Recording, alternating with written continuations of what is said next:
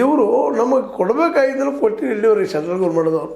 ಅದರಲ್ಲೂ ಮುಖ್ಯವಾಗಿ 2.53 ಲಕ್ಷ ಕೋಟಿ ರೂಪಾಯಿ GST ಜಾರಿಯಿಂದ ಉಂಟಾದ ನಷ್ಟ ಇಷ್ಟರೊಳಗೆ ತುಂಬಬೇಕಾಯ್ತು. ನಮಗೆ ಕೊಟ್ರೆ ನಾವ್ಯಾಕೆ ಇಲ್ಲಿ ಸಾಲ ಮಾಡೋ ಪ್ರಸಂಗ ಬರ್ತೈತೆ ರೀ.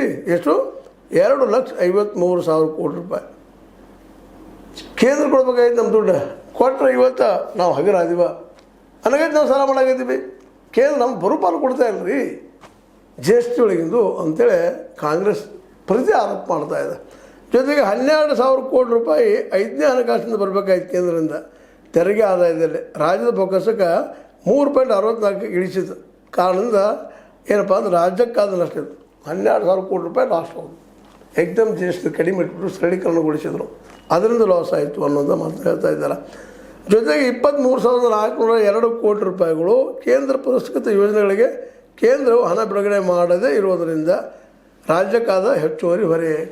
ಕೇಂದ್ರ ಕೆಲವೊಂದು ದುಡ್ಡು ಹಾಕಬೇಕಾಗ್ತದೆ, ಹಾಕುವುದಿಲ್ಲ, ತಪ್ಪಿಸಿಕೊಳ್ತದೆ, ರಾಜ್ಯಕ್ಕೆ ಬೀಳಾಕೈತಿದೆ.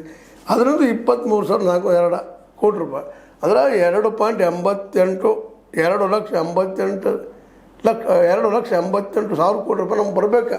ಅದು ಬರ್ತಂದ್ರೆ ಈಗ ನೀವೇನು ಹೇಳ್ತಾ ಇದ್ದಿರಲ್ಲ 2,89,025 ಕೋಟಿ ರೂಪಾಯಿ ಸಾಲ ಅಂತೇಳಿ ಚುಕ್ತಾ ಆಗಿಬಿಡ್ತು ನಮ್ದು ಅಂತೇಳಿ ಕಾಂಗ್ರೆಸ್ಸಿಗೆ ವಾದ ಮಾಡ್ತಾ ಇದ್ದಾರೆ. ಅವರು ಹೇಳಿದ್ರಲ್ಲಿ ಅರ್ಥ ಅದು.